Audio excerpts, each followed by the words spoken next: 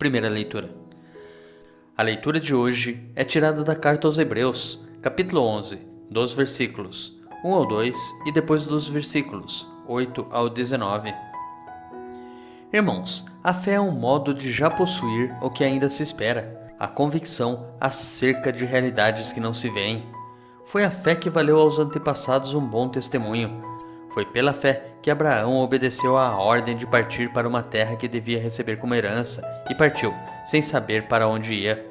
Foi pela fé que ele residiu como estrangeiro na terra prometida, morando em tendas como Isaque e Jacó, os co-herdeiros da mesma promessa, pois esperava a cidade alicerçada que tem Deus mesmo por arquiteto e construtor.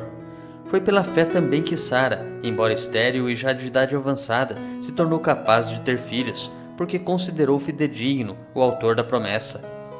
É por isso também que de um só homem já marcado pela morte nasceu a multidão, comparável às estrelas do céu e inumerável como a areia das praias do mar. Todos estes morreram na fé.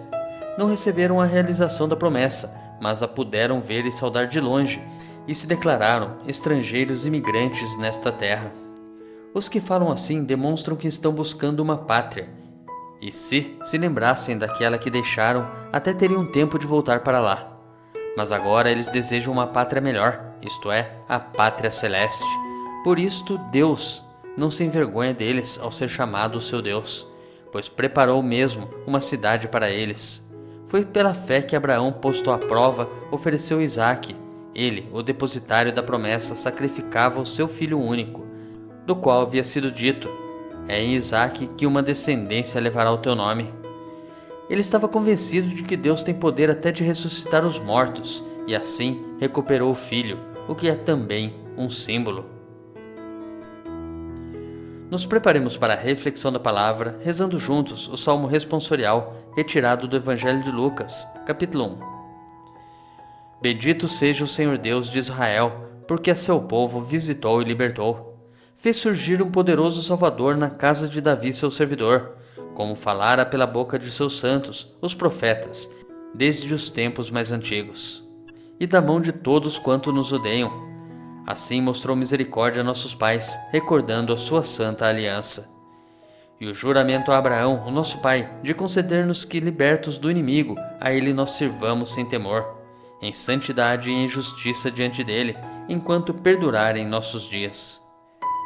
Bendito seja o Senhor Deus de Israel, porque a seu povo visitou e libertou. Evangelho. O Evangelho de hoje é tirado de Marcos, capítulo 4, dos versículos 35 ao 41. Naquele dia, ao cair da tarde, Jesus disse a seus discípulos: vamos para a outra margem. Eles despediram a multidão e levaram Jesus consigo, assim como estava na barca. Havia ainda outras barcas com ele.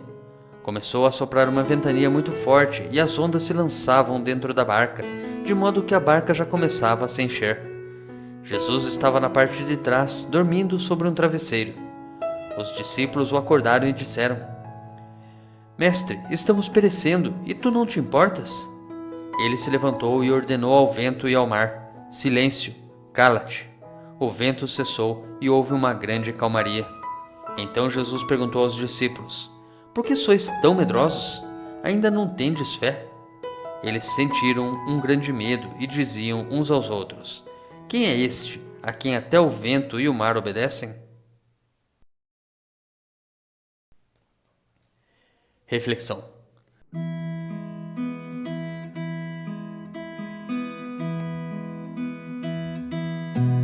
O Evangelho de hoje é uma ponte entre o Sermão das Parábolas, Marcos capítulo 4, dos versículos 1 ao 34, e uma série de 3 milagres realizados por Jesus, Marcos capítulo 5, dos versículos 1 ao 43.